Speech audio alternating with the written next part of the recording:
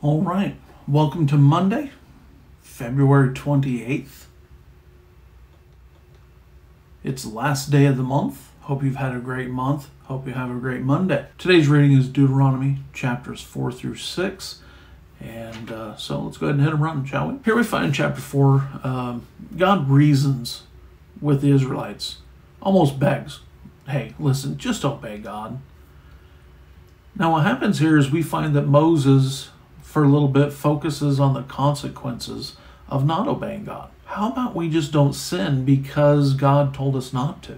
At some point, offending God ought to be enough for us.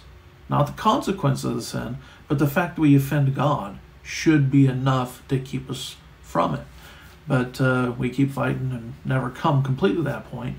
But imagine having that attitude, not looking at the consequence, but you know what, if I do this, I offend God.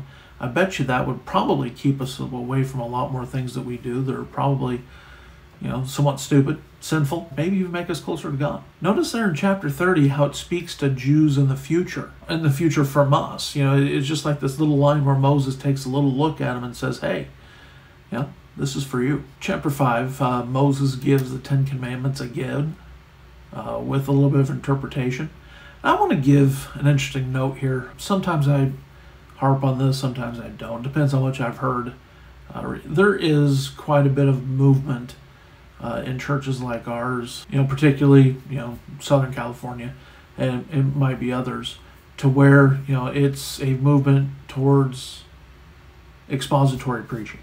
Expository versus topical. What expository is you're reading through the scriptures and give meaning at every line. But however, the problem with that, and every sermon in the Bible is topical. The real problem isn't topical preaching. The real problem is people taking the Bible out of context and then having their whole sermon based on something out of context. You can do that with expository preaching as well. Jesus preached topical. Moses preached topical. Every sermon in the Bible is topical. Now, chapter 6 is a reminder to love and obey God. Remember Jesus is asked, what's the greatest commandment? And his answer comes from the beginning of chapter 6 here. And you see that. It's what's the number one commandment? Here. Love God. Love your neighbor. So that's what we should be doing. I hope you have a great day, and we'll catch you later.